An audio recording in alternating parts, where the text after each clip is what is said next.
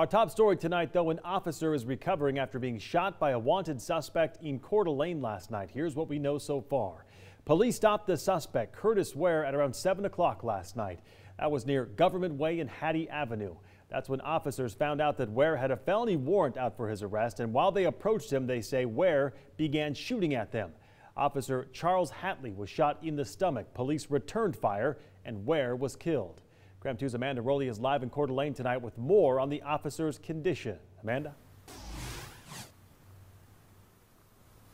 Well, this evening, Officer Charles Hatley is in fact doing well. We learned earlier today, this morning at a press conference from Coeur d'Alene Police Chief Lee White, that Officer Hatley is at Kootenai Medical Center sitting upright and doing well again, but he has that long recovery ahead of him. Now, we checked in just before the 5 o'clock hour with Detective Jared Renault, inquiring about any new information. He said at this time there's no updates on his condition. Now, take a look, though. The two officers here that you're seeing photographed are the ones who responded to backup to arrest Curtis Ware last night. Now, the officer picture on the left is Officer Hatley, and on the right is Officer Taylor Beach, who, after Hatley got shot in the abdomen, loaded him into the patrol car and took him to Kootenai Medical Center.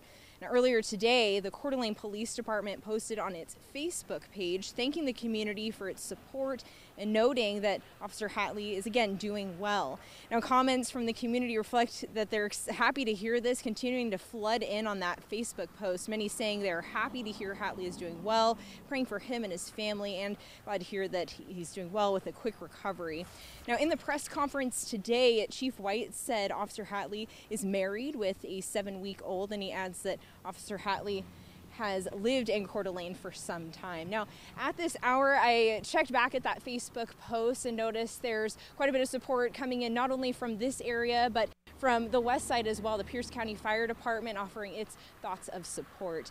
Now, Lindsay joins me here. We've been at the courthouse all day looking up information about this incident, and that suspect, Curtis Ware, has a pretty extensive criminal history, and you took a big dive into what that is. Yeah, so today I spent a lot of time looking at his background, his history, and I did find a long list of charges dating back to 2003. Coeur d'Alene police, though, said their first contact with him was in just December of last year. That they arrested him in December after a traffic stop that happened less than half a mile away from last night's shooting.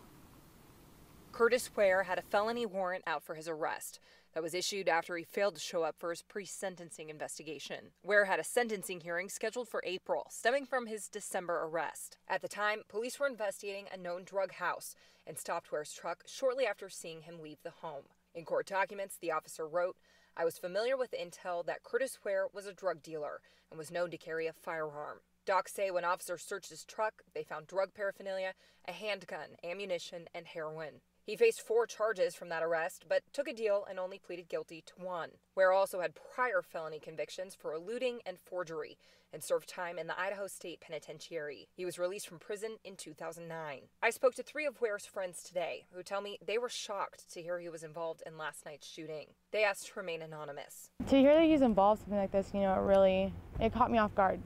I thought, no, this is the wrong Curtis. This is not Curtis Ware. All 3 told me what happened last night doesn't reflect the person they knew. They all said they're in disbelief of what they're hearing and seeing on social media today. We're not condoning that by any means. That was our friend.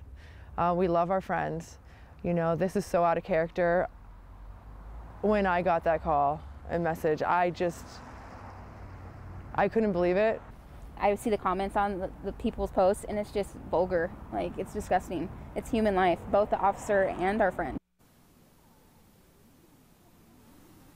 So not only are Curtis Ware's friends praying for his family, but they also told me they're praying for the officer and his family. Reporting live tonight, I'm Lindsay Nadrich, KREM 2 News. Lindsay, thank you very much. There were 2 other people in the car with Ware when he was pulled over. Their names are Eli Darby and Trenton Safransky. They were in court today facing drug-related charges.